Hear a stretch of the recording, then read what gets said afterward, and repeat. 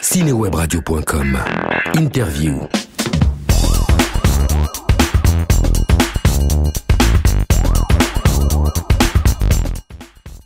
Dimitri, bonjour. Alors vous êtes nominé cette année catégorie meilleur espoir masculin dans César. D'abord, où étiez-vous quand vous avez appris cette nouvelle? J'étais chez moi, c'était le matin, je pense qu'il devait être 10h du mat, un truc comme ça, j'étais chez moi, voilà. Alors, quelles sont vos impressions en tant que jeune acteur d'entrer dans cette famille du cinéma? Bah écoutez, je sais pas si gigante, pardon, mais en tout cas, je suis très content d'être nommé pour ce personnage et pour ce film, parce que je trouve que c'est un très beau film, réussi, et puis voilà, c'était un sublime personnage à jouer, c'était un fantastique film à faire, donc je sais pas si je rentre dans la famille, mais en tout cas j'ai une toute petite reconnaissance et c'est cool quoi, c'est agréable.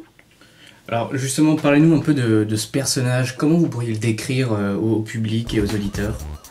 Alors Edmond Vidal, c'est un voyou très intéressant à jouer parce qu'il est différent, enfin il était parce qu'il a arrêté maintenant, mais c'était un mec différent des autres voyous, c'était pas un voyou grande gueule qui en faisait des caisses. C'est un mec plutôt discret en fait, qui s'est retrouvé en prison, qui a pris 6 mois de prison pour un petit peu des broutilles.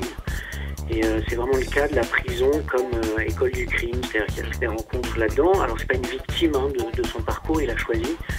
Mais lui son rêve dans la vie c'était d'ouvrir un magasin de jouets. Voilà, c'est un mec qui a toujours été relativement réglo, qui a gardé la même femme pendant très longtemps, qui est toujours avec d'ailleurs, qui a élevé ses enfants, qui allait les chercher à l'école, qui s'occupait de sa mère. Et parallèlement à ça, il faisait partie de la plus grosse équipe de braqueurs des années 70. Comme en plus il a appris à braquer avec la première version du gang des Lyonnais, qui étaient des anciens de l'Algérie, donc il y avait une rigueur militaire, donc ils ont inventé aussi le braquage nouveau, quoi, une nouvelle forme de braquage, c'est-à-dire avec une rigueur militaire, on repère pendant très longtemps, on fait une planque devant l'endroit qu'on va braquer pendant très longtemps, on repère comment on va s'échapper, on repère toutes les routes qu'on va prendre pour éviter les barrages de police. Voilà, c'est une vraie organisation militaire, c'est un vrai travail, quoi, de préparer ces braquages.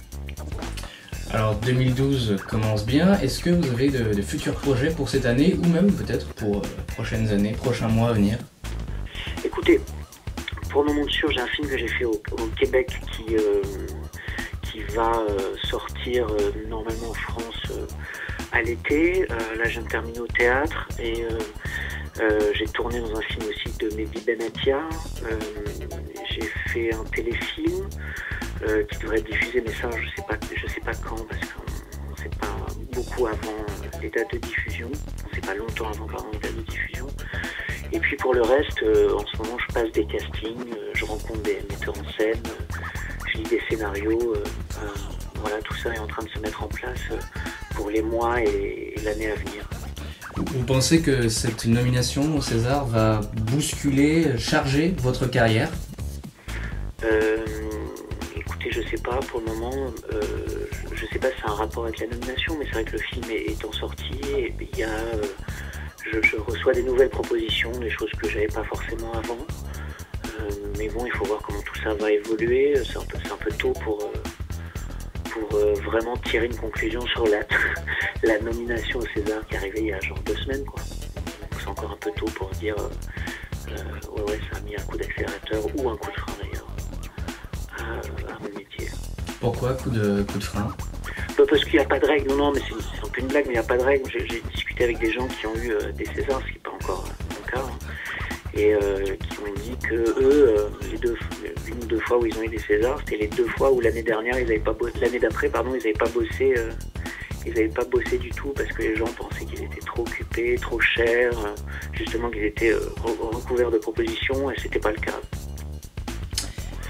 Dimitri, merci beaucoup et bonne chance pour cette cérémonie au César. Écoutez, merci et à bientôt.